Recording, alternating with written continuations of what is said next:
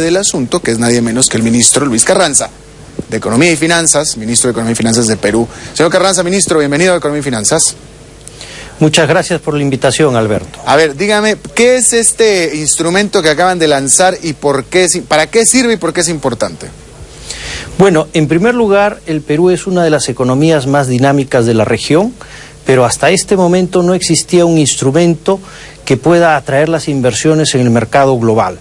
Este ETF es un compendio de 25 acciones que representan el comportamiento de la bolsa de valores. Entonces, 25 un inversionista acciones de empresas peruanas. De empresas peruanas que cotizan en la bolsa de Lima. Efectivamente.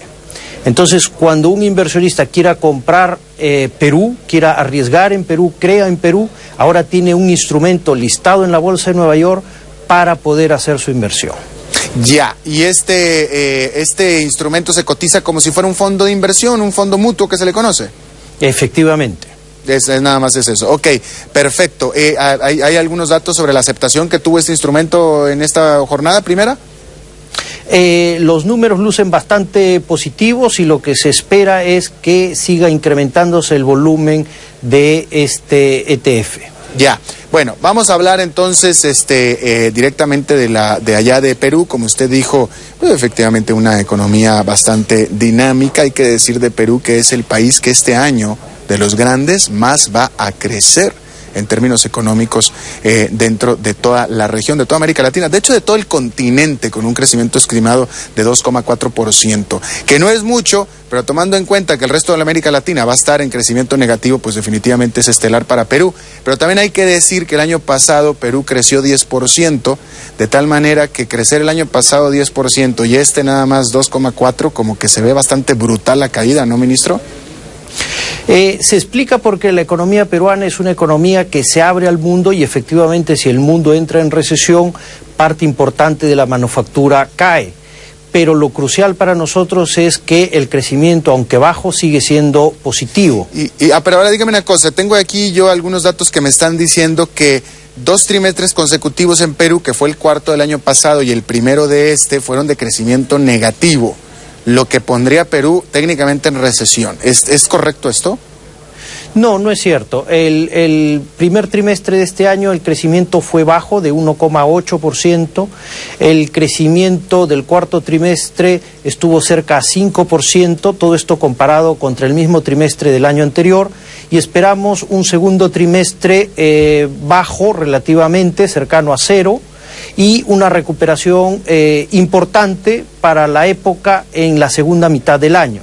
Hablando de esa recuperación, señor ministro, ustedes presentaron un plan de estímulo económico para el Perú, donde se está destinando 3%, el equivalente al 3% del PIB para gasto en infraestructura, etcétera. Pero según lo que yo he podido escuchar y conocer, es que este gasto no se ha podido ejecutar, el dinero lo tienen efectivamente, pero no se ha ejecutado, no se ha hecho. La pregunta es, ¿por qué no? ¿Qué es lo que falta? Bueno, todo depende de la lupa con que se mire. Del plan de infraestructura en la primera parte del año ya se ha ejecutado cerca de 1% del producto. Esperamos una parte más importante en la segunda mitad del año y en términos de crecimiento la inversión pública viene creciendo en 35%, aunque nuestra meta es llegar a un crecimiento de 50% hacia fin de año. Todo esto con un déficit fiscal de 1,8% del PIB. Pero si usted me dice que nada más está gastando el 1%, el 1% me hace a mí pensar, desde que ustedes tienen presupuestado el 3% del PIB, pues nada más se ha ejecutado la tercera parte. ¿Qué pasa con el resto, con el grueso? La parte más importante, como mencioné, se va a ejecutar en la segunda mitad del año. Ya, perfecto. Ahora, señor ministro, de nuevo, habiendo establecido que Perú es el país que más creció en América Latina, en todo el continente americano el año pasado, y que es el país que más está creciendo este año, y de hecho es uno de los países, el país que más ha crecido en los años anteriores también, dentro del boom que hubo en América Latina, Perú creció más que nadie. ¿Por qué parece haber tanto descontento social en Perú, señor ministro? ¿Qué es lo que está pasando? ¿Por qué aparentemente una parte importante de la población peruana no se está sintiendo beneficiada? Hasta hace unos pocos años la tasa de pobreza en Perú era superior a 50%, actualmente tenemos una tasa de pobreza de 36% y aunque hemos bajado mucho, todavía es alta. La labor del gobierno es trabajar más en inclusión social y en cerrar esta brecha. Pero evidentemente este es un proceso si lo queremos hacer de manera sostenida y permanente.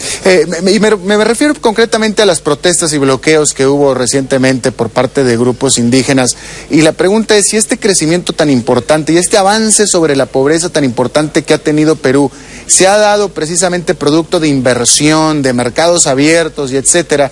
¿Por qué este grupo está en desacuerdo con la inversión, con los mercados abiertos, etcétera? ¿Por qué no está recibiendo o sintiendo los beneficios de estas políticas? Justamente porque esto es un proceso, no están recibiendo los beneficios y el gran reto del gobierno es ahondar en esta inclusión social. Para eso estamos trabajando. Pero la única manera sostenible de hacerlo es a través de inversión y creación de empleo. Ya, ministro Luis Carranza, de Economía y Finanzas de Perú, muchísimas gracias por su tiempo y por su visita, señor ministro. Muchas gracias.